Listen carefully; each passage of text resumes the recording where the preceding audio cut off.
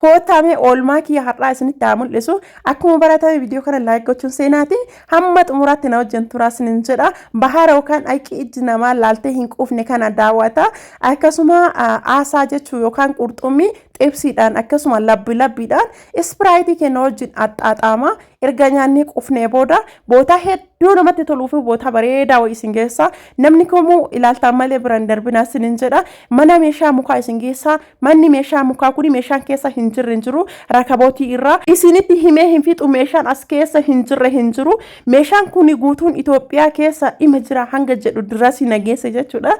Isinillee jechuun keessan hin oolu waan ta'eef hanga xumuraa ilaala. Osoo qabaadhaallee kana caalaa natti tola. Meeshaa osoo qabaadhe jedhu hundatu as keessa jira. Inumaayyuu hin jira meeshaa jedhu dirasi hanga jedhu dirasi nageessa jechuudha. Isinillee jechuun keessan hin oolu waan ta'eef hanga xumuraatti ilaala isinin jedha. Viidiyoon isaa kuni xumurarra jira waan ta'eef hanga xumuraa ilaaltan malee bira hin darbina isin fayyada waan ta'eef muraasallee yoo ta'e mana keessan keessa argamuu qaba waan ta'eef viidiyoo kana xumurarra jira ilaala. Assalaamu alaykum warahmatullahi wabarakatuh. Ashamarka funee jaalatamtoota fi kabajamtoota hordoftoota Zulaamaa Shoo.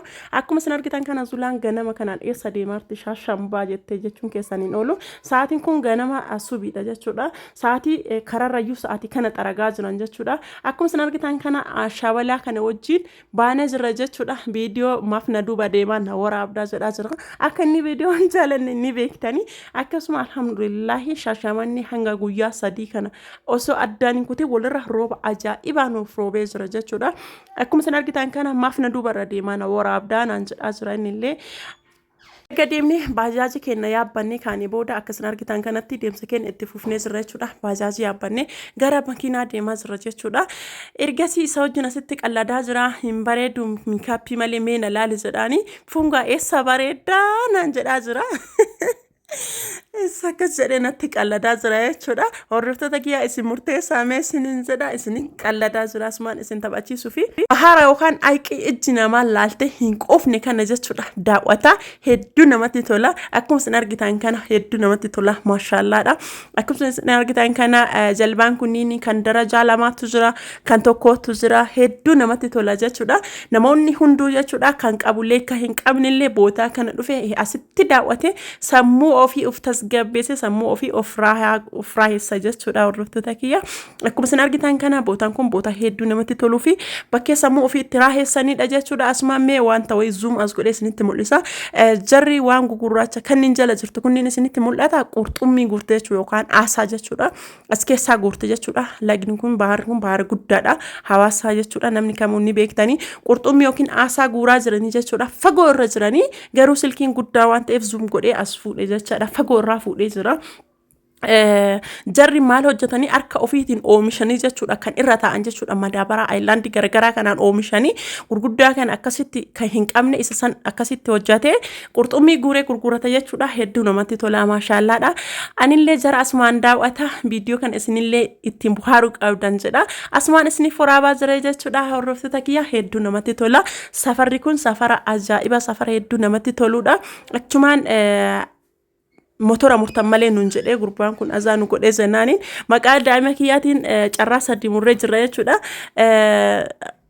Carraa gaarii naan jedhaa isinin jechuu fedha asumaani motorri kun kamiyyoo jettanii kinooti motora amma isinitti mul'isaa isin akkasuma wajjin tura asitti qurxummitu xabbafamaa jira. Kinoo motora kana jechuudha hordoftoota kiyyaa isa kana jechuudha carraa gaarii naan jira. Yoo bahe anatu oofa anatu fudhataa jedheeni qaxxitama farra miti du'arratti farrami naan hin jetture sirratti akka farramu makiinaa jala haa buutuu fi naan jedhee qalladaan illee osoma akkasi qaqqallannuyyuu akkasuma aasaa xibsii nu dhufe jechuudha. Aasaa xibsii nyaannee akkasiin argitan kana hedduu mi'aayaa as dhufee hawaasaa dhufee osoo aasaa nyaatiin galuu jechuun hin yaadamu tasuma waan hin yaadamne hedduu namatti tola hedduu mi'aayaadha. Bootaa biraallee ima jira haa ta'u malee garuu akka asii kanatti namatti hin mi'aawu osoo nu gubu nyaataa jira harkan guggubaa jira jechuudha hordoftoota kiyya.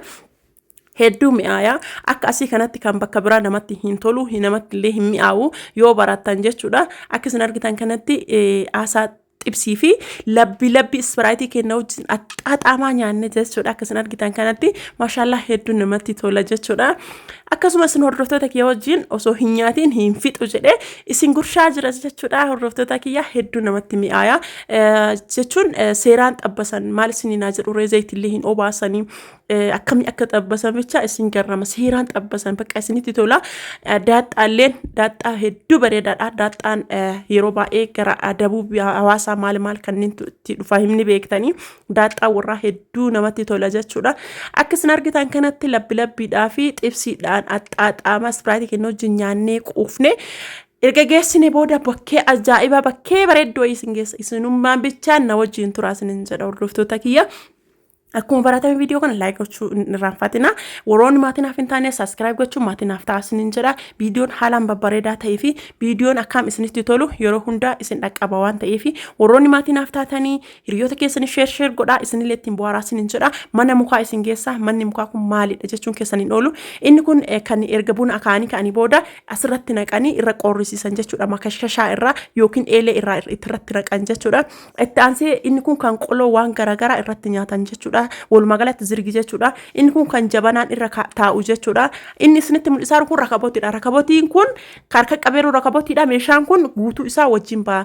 Inni kun ammoo kan hixaana yookaan kan sukkaara jechuudha. Inni kun argitanii hixaanafillee sukkaaraafillee fayyadamuu ni dandeettanii. Meeshaan as keessa hin jiru isiniin jedha hordoftoota kiyya. Rakabootiin kun siinii 12 gaaf qaba. Meeshaan kun guutuu isaa jedha jechuudha. Rakabootiillee adda bitachuu ni dandeettanii. Itti aansee inni kun haxumaadha jechuudha. Akkasumas seetti ofii irratti fannifama. Wallaahi meeshaa hinjira hanga jedhu dirasii nageesse maan kaafee shuukaadha jechuudha. Meeshaan akkanaa kun hinjira jedhaa ture jechuudha. Laalee yoo jedhuyyuu meeshaa osoo mana kiyya keessa qabaadhe jedhu dirasiitu as keessa jira jechuudha. Tanaan dura viidiyoo tokko keessatti laalaa ture jechuudha. Warroota akka hindii kanneen maalii kunni yeroo irratti hojjetu ni laala jechuudha. Bakka yeroo san hinaawwanatti tole jechuudha. Meeshaa mukaa irratti inni kun kan furuututi jechuudha. Hedduu namatti tola maashaallaadha. Suuqarratti meeshaa kanneen gatii isaa widdii godhanii gurguran inni kun saarbisiiseettidha.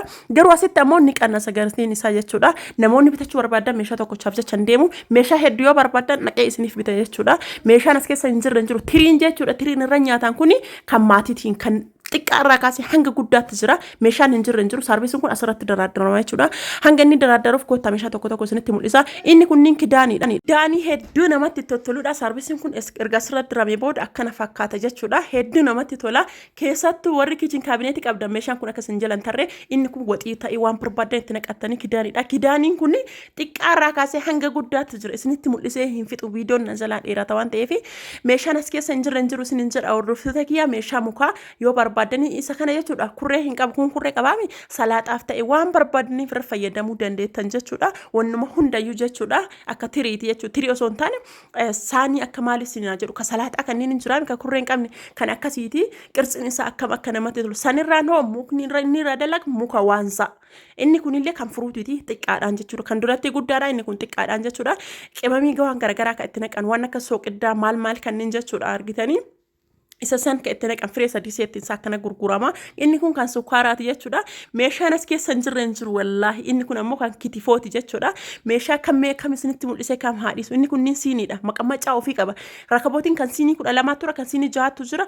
Akkasuma meeshaan as keessa hin jiru isinin jedha hordoftoota kiyya. Garuu dhaqqabuu hin dandeenye hin muddamaa jirallee viidiyoo guutuu isaa isiniif waraabuu hin dandeenye. Asuma kan maan ittiin bohaaraa isinin jedha. Akkasuma inni kunnillee kan shaamaatti galatooma.